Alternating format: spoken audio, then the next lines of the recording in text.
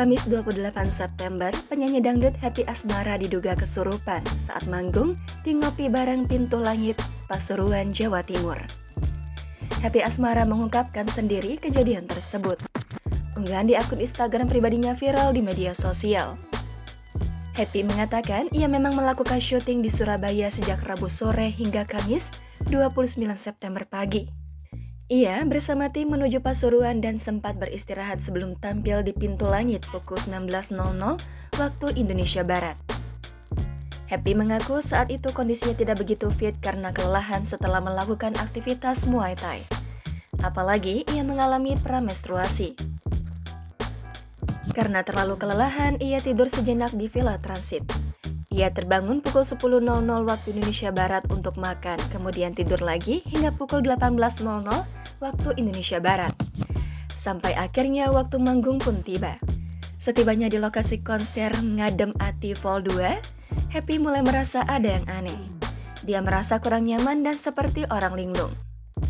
Happy mengaku saat itu dirinya masih bisa menyapa penonton dan fasih menyampaikan gimmick. Hingga insiden listrik padam yang juga membuat lampu panggung itu turut padam, ternyata membuat kesadarannya semakin redup. Disitulah Happy benar-benar kehilangan kendali atas tubuhnya. Ia merasa mulai kehilangan kendali atas tubuhnya saat menyanyikan lagu Dumes. Kondisi itu terus dialaminya hingga turun panggung. Bahkan ia sempat membentak salah satu pegawai agar tidak menyentuh dirinya.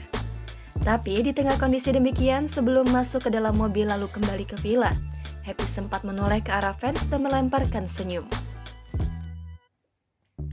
Happy menceritakan bagaimana dirinya sempat memukul-mukul kepalanya sendiri saat tiba di villa. Ia merasakan beban yang berat dari kepala, pundak hingga leher atasnya. Tim Happy Asmara segera memanggil orang yang bisa memulihkan kondisi tersebut. Ia mengaku orang itu justru membuat tubuhnya kaku dan pedih seluruh badan.